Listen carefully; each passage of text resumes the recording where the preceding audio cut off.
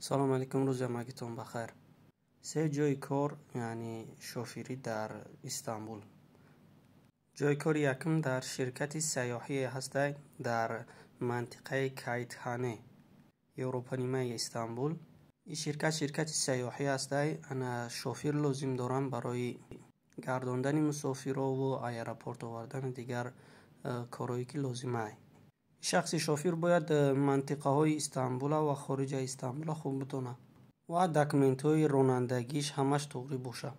اگر چنین آمادگی ها را داشتگی باشین میتونین که بین رقم ها تماس بگیرین و درباره جزئیات کار و چقدر معاش میتن میتونین قدشان صحبت کنین. جای کار دیگری که هست در منطقه اسینیورت. شوفیری که اینا لازم دارن باید ماشینای بارکشی را رانده بتونه.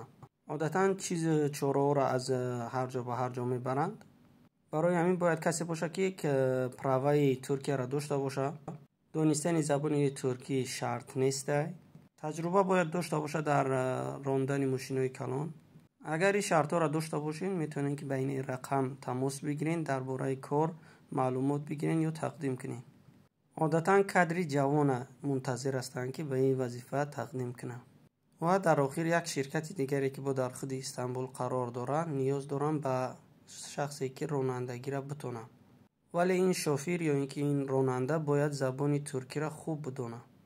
اگر چنین شخص وجود داشته باشه پس به الکتروپشت همین شرکت یا اینکه صاحب کار ایمیل بزنه، سیرت خودش روان کنه، انکیتش روان کنه، انکیتش که ببینن خود اونها برای کاندیدات قبول میشدگی جواب میفرستن و میتونی که تا ابد قطعشان کار کنی. آرزوی موفقیت برای همگی. زنده و سلامت باشین.